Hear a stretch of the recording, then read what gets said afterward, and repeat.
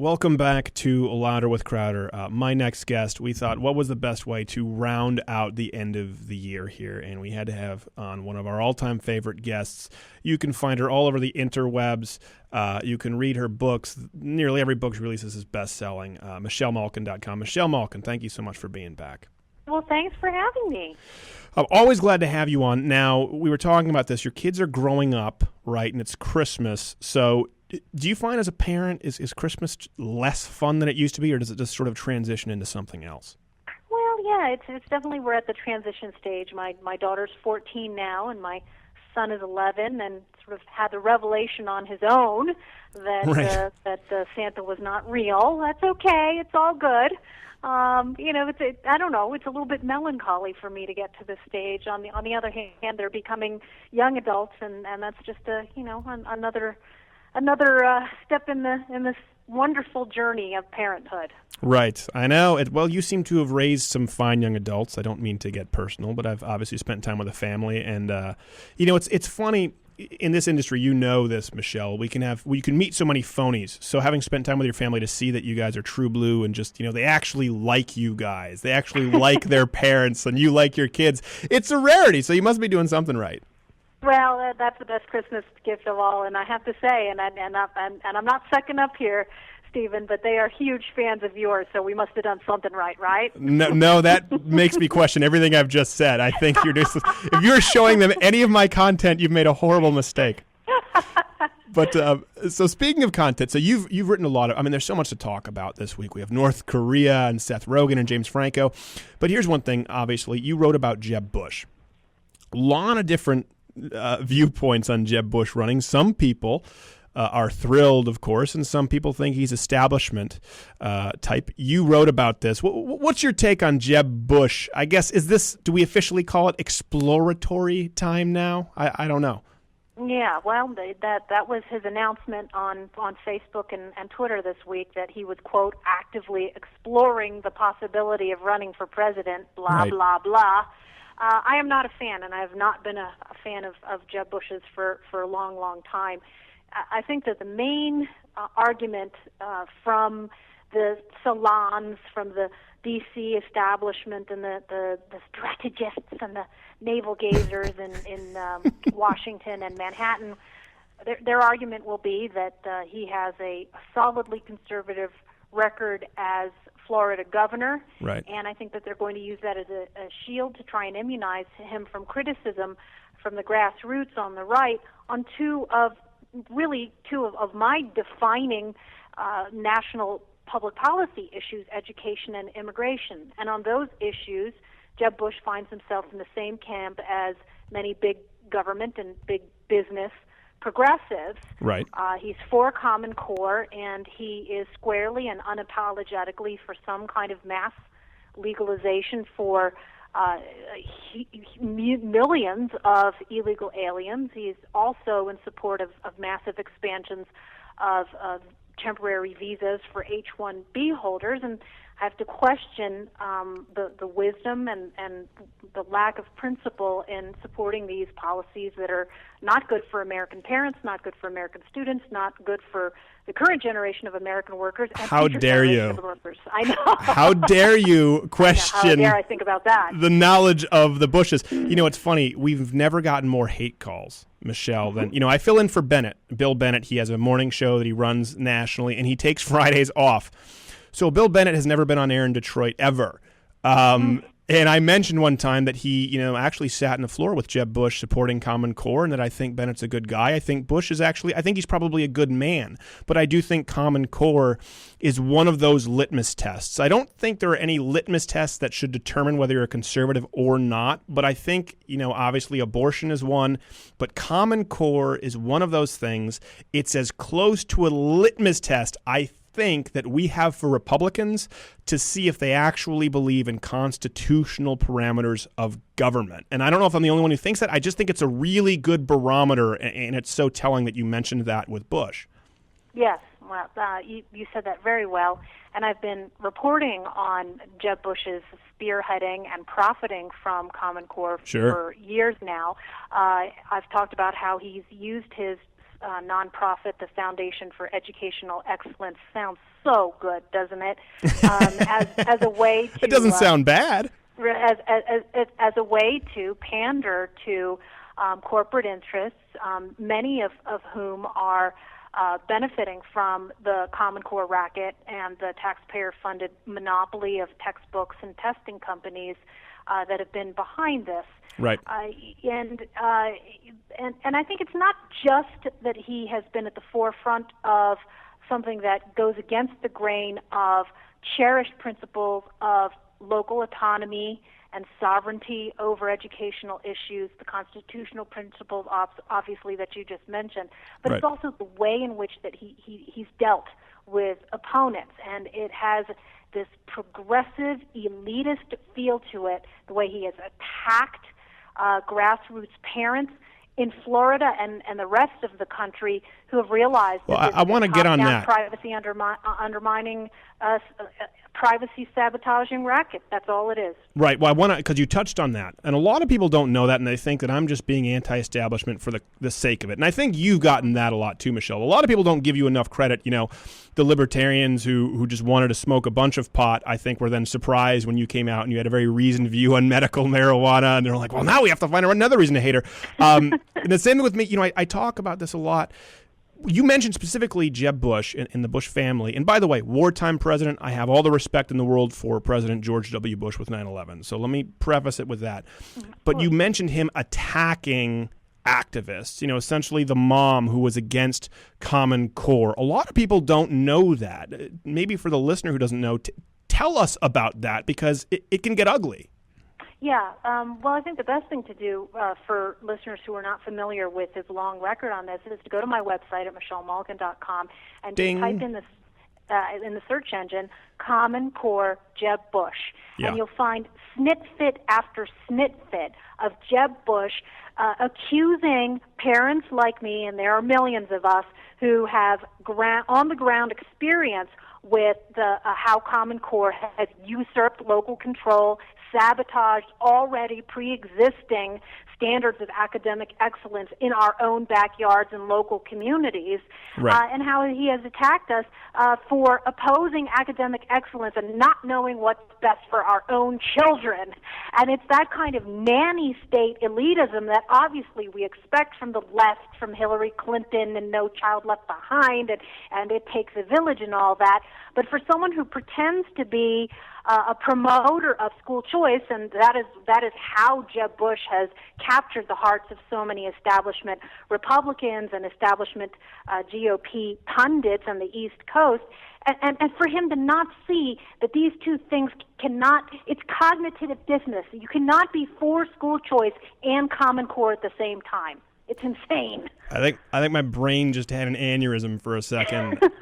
I don't fully process that. It's true. It's one thing. Listen, everyone wants schools to be better, right? Everyone wants kids to do better in school. They want kids to learn more. What people don't understand, and you've written about this so much at your website, for those who haven't, go to michellemalkin.com. It's a federal power grab, and the federal government doesn't know how to best educate your children. Better than Michelle Malkin knows how to educate her children, but then your state and your municipality, and to remove that ability, to remove that authority from municipal governments, that's a big power grab with which conservatives shouldn't be comfortable. So when I see someone like a Jeb Bush or a Bill Bennett out there really actively supporting it, how do you think they expect to rally the conservative base, or do they just not care? They don't care, and I think it's because there has been such a lack of accountability, and the fact that I think there are a lot of loyal grassroots conservatives out there who have swallowed hard in so many of the past presidential election cycles, and they've been sold on the idea that, well, we need someone who's more reasonable sounding and pragmatic, and we can't have a business figure. We can't have actually somebody who has put the pedal to the metal on the conservative principles because, that won't be palatable. Well, how did that work out with Bob Dole? Oh, gosh. How did that work out with John McCain? On that note, Michelle, hold on 1 second. We have to go to break, and I want to bring you back because you are on fire. Stay tuned. Louder with Crowder, Michelle Malkin. And we're back with the one and only Michelle Malkin, who was on fire. Firstly, credit to you for bringing out a Bob Dole reference in 2014. I can't remember the last time I heard his name. Bob Dole. Bob Dole. Bob Dole, says Bob Dole. He's just sitting in his pants watching that Britney Spears Pepsi commercial saying Bob Dole. Who told him it was a good idea to do the Viagra? Was it Viagra commercial that he did? Yeah. I don't know. So, what's funny is there's some Karl Rove type behind the scenes going, no, this is going to be great for you, kid. No one can touch you. The Viagra commercial with Britney Spears. That's the new Republican Party. And then we're looked at like we're the idiots because we believe in common sense values and limited government. I want to pivot, Michelle, because this is something you wrote about recently, again, at michellemalkin.com. Though I don't want to be insensitive.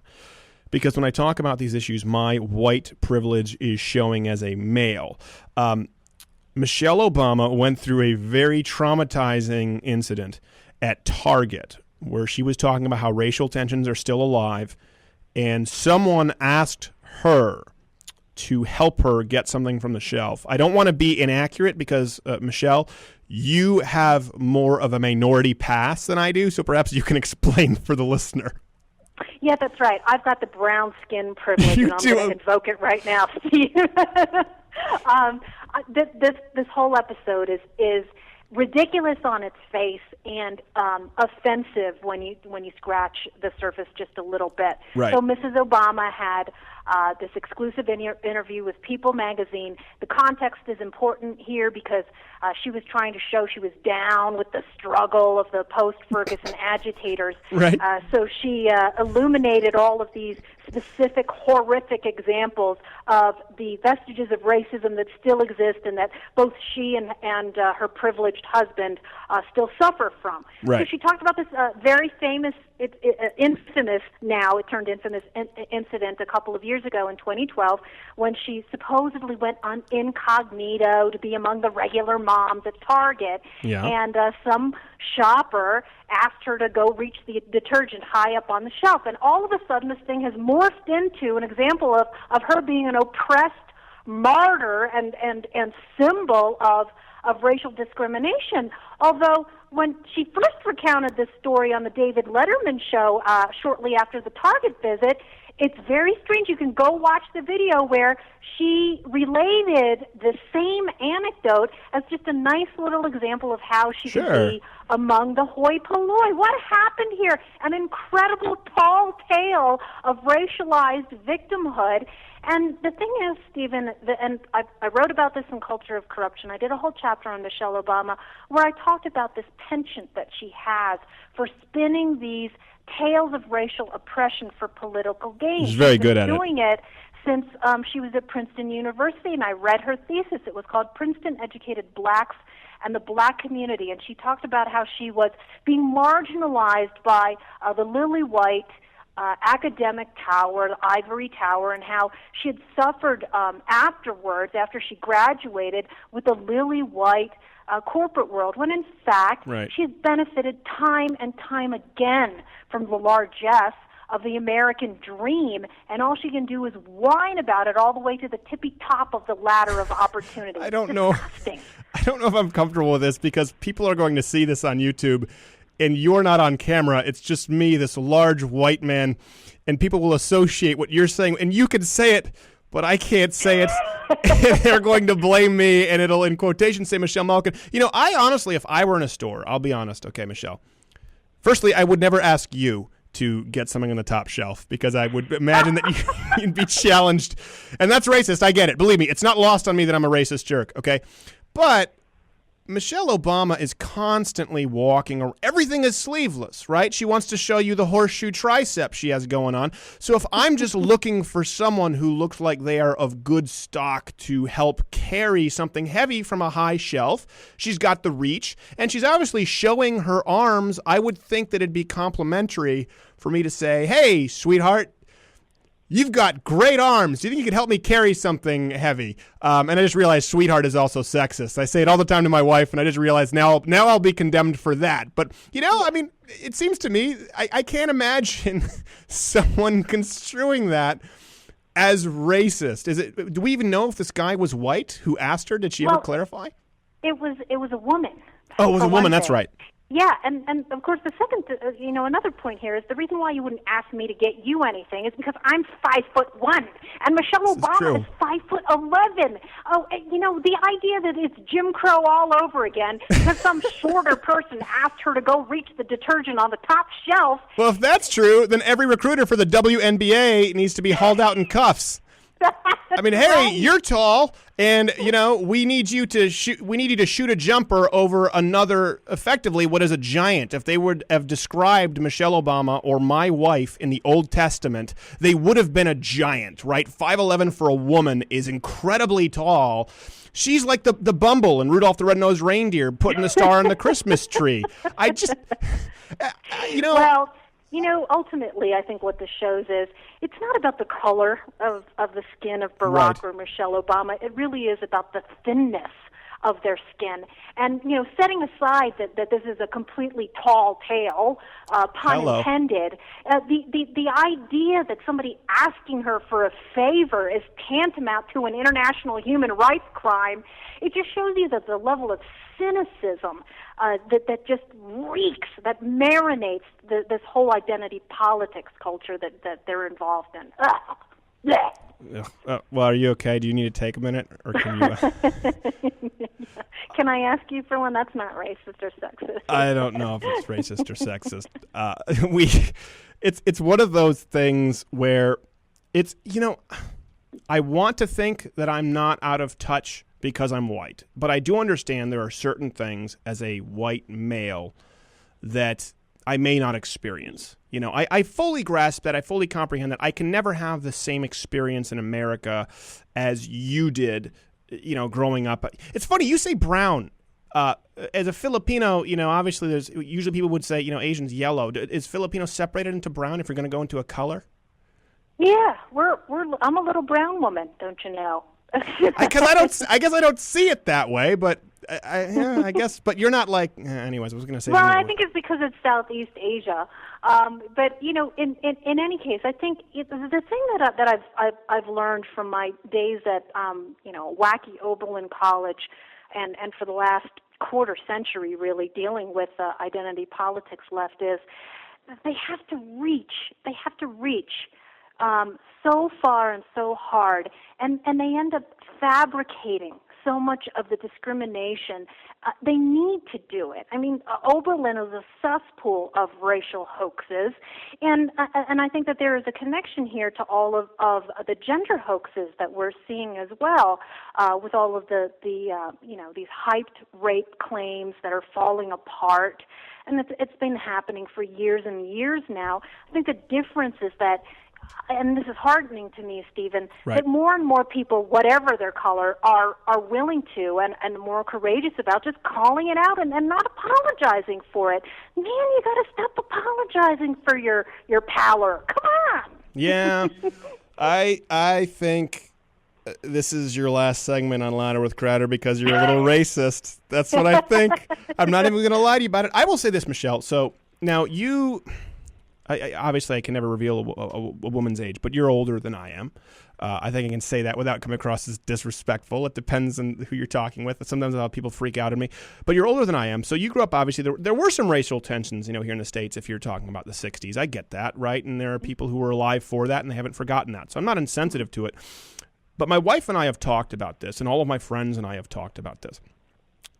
Being raised in a post-racial America, being born in the 80s, right? There is no systemic, established form of discrimination. There hasn't been in my lifetime, okay? So that's the America I've been raised in. I just say that to preface it. My wife and I, and every single friend my age, have agreed that racial tensions have never been worse in our lifetime. Now, is that something that you would feel is mirrored with someone from your generation, or would your kids say that, or is it just really a purely millennial thing? Because we all agreed racial tensions are worse now than ever because of stories like this where it's constantly brought up, where you have to look at everything through the lens of race. Yeah. since it's something that I've been so steeped in, whether it's in academia or having worked at liberal newspapers, and worked in, at the ground zeros of racial tension. I was in Los Angeles at the time of the Rodney King riots, for example, and there have been so many of these paroxysms that Al Sharpton has been involved in. I wouldn't necessarily say that it's worse than it's ever been, but there's definitely a feeling under the age of Obama of having to tiptoe and the political correctness being, 11 on the meter, and it's poisonous in large part because we have a person in office at 1600 Pennsylvania Avenue who got there and whose wife got to where she is by milking and stoking that racial tension and racial hatred. And the double standards. We never talk about the systemic race, and these people in Washington never talk about the systemic racism that's involved, for example, when the government is doing it and actively discriminating against people in the name of equality. And I think that the lack of truly candid and honest discussion about race is probably one of the most shameful developments of public policy in the public square in the last 25 years. Well, yeah, you're right. And it's the racism really of soft expectations when you're talking about that. Yes. And it's funny, I was raised, and a lot of people get mad because I'm white American, so it's automatically, like I said, there are certain things that I'm completely insensitive to, but you also have to understand I'm not a white American. I'm an English-speaking Canadian who was raised in French Canada, where they thought I was learning disabled until the third grade because I legally was not allowed to attend English schools. And it turned out, French is my first language. I learned to read and write, but then, obviously we spoke more English at home, and that's the way I think. I think in English. So I was a step behind everyone because I was doing geography in French. I was doing math in French. I can't open Stephen's Diner because apostrophe S is an English form of spelling. There is systemic discrimination in a place like Quebec. I've experienced it. And for someone here in the States to act as though there's that same kind of government institutionalized discrimination, it's a real reach. And so people don't make that reach. They make the reach that someone asked me to help them at Target, therefore they're a Klansman. I mean, that's how far we've come. And it's great to always hear people like you who don't take the BS, but I'll tell you what, as you said, as a little brown woman, I'm using your terminology here, I think this, and you can tell me if I'm wrong, before Barack Obama, everything was race, and it's still been that way, right? Because it's time for a black president. If you don't vote for him, you're a racist. And now everything is war on women, with Lena Dunham faking lying about the rape, to the Virginia case, lying about rape. I think the reason they're doing this war on women thing right now is they're setting the stage for Hillary, war on women, sexism. If you don't vote for her, you're a sexist. Do you see, or someone like an Elizabeth Warren, because I think it'll be a female candidate. Do you see that, or am I just being crazy conspiratorial white guy? No, I'm in the conspiracy camp with you. Okay. I definitely see it. I mean, these progressives always play the long game, and grievance politics has always been their ticket, and they've seen it work in the past. Now, I would have to say that during the midterms, we finally saw some pushback, and here in Colorado, where I live, Cory Gardner was somehow able to trump those cards. And maybe there's something that other Republicans can learn from that. I think the fact that he never winced or cringed when these ridiculous arguments were being made was very effective, and also mockery. We had Mark Udall here, who is this decrepit old machine Democrat politician, and when you had even the liberal media mocking him for all of the war on women stuff and calling him Mark Uterus, something is happening. You can't say that on the air. That's not allowed. This airs on terrestrial radio, Michelle. You can't say we can say yeah, you can't say that. It's scatological, apparently. Yeah. Well, in any case, the thing is that they've worn out their welcome. Even among the mainstream, and that's a good development. No, I think you're right. I think they've worn out their welcome politically, but I do think culturally they are bombarding young women right now with this idea that. You know what's funny? If this were the case, Michelle, if all white men had a secret meeting behind everyone's back. And by everyone, I mean everyone who's not a white male. And we said, okay, we hate everyone who's not us, right? We don't even like women, right? Ready, break. If that meeting took place, I must have gotten, my invitation must have been lost in the mail. Lost in the mail. Because the funny thing is, and like when I said earlier, I said sweetheart. Why is it now that if I say thank you, sweetheart, it's a term I use, why is it that I'm assumed I either want to rape that person or oppress that person, and I didn't just mean thank you, sweetheart? That's where we've come as America. I mean, it's got to be a shift for you. I mean, people have always been horrible because I grew up in the generation where everyone had the YouTube comment section, so everything just devolves into the worst that humanity has to offer right away. Mm-hmm. But we assume the worst in everybody now. Sometimes sweetheart means sweetheart. Sometimes, hey, can you help me with this at Target means I need some help. Is that so far-fetched? Apparently, and you did such a brilliant job answering that viral, horrible cat call video with your trip to the mall. And in the heartland, in normal America, thankfully, common courtesies are still treated as such. But everything becomes this political grievance Olympics among these people, and whether it's Michelle Obama or Lena Dunham, and in increasing measures now these enabling journalists who just ignore the facts to ply their false narratives. Right. And I think it shows why it's so important that you are where you are, fighting in fighting in the podcast space, fighting on YouTube, to try and get some rebalancing of common sense that we all need. Well, the real reason is my employers looked at the actuary tables and realized that I didn't quite appeal to the 73-year-old male who was buying self-lubricating pocket catheters. So I said, I guess it's podcast and YouTube for me, but derp, derp. But I'm glad that your children are listening or they're seeing stuff and I can provide some stuff for them. I mean, that's the thing. And Michelle, I know, you have obviously written books and you've used traditional mediums as well. But what you've done with so many sites, people don't realize. I mean, Hot Air, Twitchy, and your own website. I mean, you made these mammoth sites before mammoth news sites existed. So sometimes people might think because you actually stick to your guns, oh, she's kind of old, corny Michelle Malkin. She's really stuck on her ways. Like, no, people don't realize the amount of influence you've had on new media.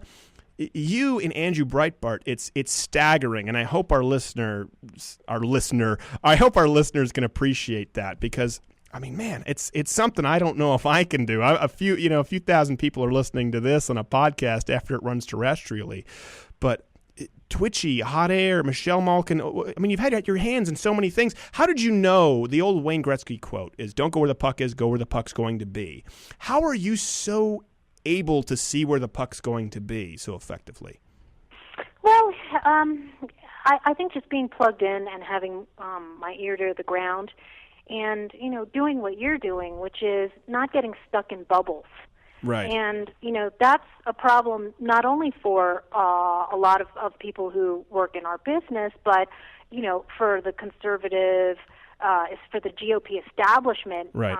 Writ large. And it's important to be in this space. I mean, winning, being here is half the battle. Right. And realizing that the world is so much bigger than a few cable news stations and a few mainstream media outlets. Well, I hate to cut you off, right? But yes, you are absolutely right, and I hate to cut you off, but there is no small brown lady I would rather ride into battle with. Maybe that little chick from The Incredibles who made the costumes. She seemed like she would probably be pretty good in a foxhole. But Michelle Malkin, thank you so much for being here, and last show of the year, so we hope to have you get back here in 2015. Always my pleasure.